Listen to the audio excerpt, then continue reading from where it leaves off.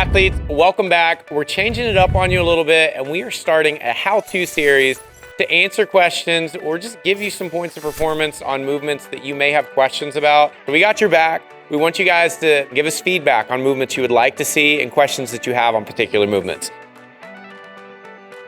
Athletes, today we have Bulgarian split squats. So we're gonna go through a couple variations on this in terms of how you can load, and we can give you an elevated position and non-elevated position to fit what your needs are.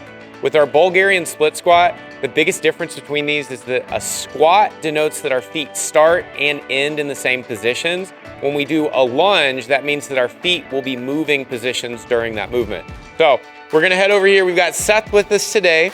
And what we've done for Seth is that we've got a couple implements that he's gonna use, and we've also stacked up a set of plates. Now, the height of this is important, and then also your range of motion is gonna be important compared to the height of that object that we have. So typically for athletes, if I have Seth come over to the side and stand right next to this stack of plates, I like for our height to be right below our knee, which is that's where he's gonna be at. If we have it too low, we can't get a full range of motion. If it's too high, it's actually gonna strain that back hip that we have elevated if we're doing the elevated version.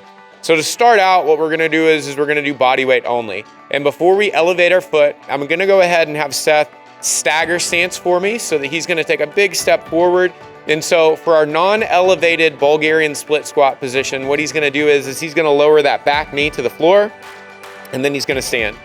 When we're doing our split version, I'm gonna go ahead and have him do a couple more reps. When we're doing our split version, our back knee will always touch the floor. You can place an ab mat there to protect yourself if you need it, but we're keeping that front foot active, and I'll have him switch sides for me. And we're thinking about gripping the floor with our forward foot, and that forward leg is what is doing the work here. So we really wanna focus on the glute and quad on that side of driving through the floor as we stand. If you put your mind where the muscle is, it's that mind-muscle connection, and it will get you a little bit more activation than if you're just thinking about what you're buying for groceries after you get done with this workout. So what we're gonna do next is that we're gonna go into the elevated position now. So with the elevated position, what Seth is gonna do, he's gonna take his back foot and he's gonna prop it on that object. Now, we want the top of the foot there, and then what he's gonna do is that he's gonna get his other foot, the working leg, far forward enough so that he can go down and then come back up without major knee going over our toes and causing our heel to come off the floor. Because it's okay if our knee goes forward, we just wanna make sure that our heel stays in contact the entire time. Now, when we're going down, I'm not gonna require that Seth touches the knee to the floor on our elevated version. Because if you're having to kind of like put something together and you can't necessarily get the perfect height, then we're just going down until we feel that hip crease. Go ahead and switch legs for me. Go below parallel or at parallel, similar to how we would for a squat. Don't get too caught up in trying to go super deep on this, because again, you're gonna put stress on that back hip that's gonna be elevated.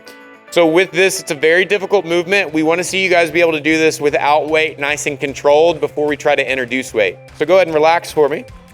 Now, the next thing that we have, and this is gonna get a little technical, I'm gonna use the term ipsilateral and contralateral, and that's a fancy way of saying which side you're gonna load. So our next version of this is gonna be our farmer carry hold. I'm gonna have Seth use one dumbbell starting out, and then we'll go into doubles. So with this version, if he uses the dumbbell on the same side as the working leg, this is ipsilateral. What this focuses on is more glute activation, and you have less compensatory movement, because we're not having to kind of balance that weight from being on the opposite side. So he's gonna go ahead and elevate that back foot, and then we are going to go down where he feels comfortable and right back up. Again, we gotta fire that glute, switch sides for me as we stand, and then switch the dumbbell to the other side for me too. And we're doing that ipsilateral as well. I'm gonna make sure that my boy stays balanced on this. So go ahead and relax. Now, if we do contralateral, that is taking the dumbbell to the opposite side of the working leg. So if we take that left leg back, and then we take that dumbbell to the right, or sorry, he's got it. That's our contralateral. So now what he's gonna do is he's gonna go down with that back knee and stand. This is gonna be introducing some core work, because we've got to stabilize ourselves here, and you're gonna find that those stabilizer muscles start to fire off. So this is gonna be something that's really gonna help you create balance if you have difficulty with that. Now we're gonna switch to the other side, and then it is opposite hand has the weight from the opposite side on the working leg. We're gonna hit 2 reps here. and relax. And then the next thing we're gonna do is we're gonna pick up both dumbbells. So we're gonna do 1 rep on each side because I'm not trying to blow our quads up today. And Seth has the monster quads. He's the king of the quads. So we don't want to give him any more heads up on anybody else because then we'll have to find more shorts and it's a whole thing. We got to special order them and perfect and relax. So when we do that double dumbbell, you're getting the best of both, but you also have some balance weight there. So if you've got specific goals in mind, then you can think about changing up that dumbbell loading. What we did there is that we did our elevated version. Both of those, or all 3 of those, whether it's IPSA, contralateral, or our double, can be done with that back foot on the floor, touching our knee to the ground as well, which is gonna be more of our beginner version.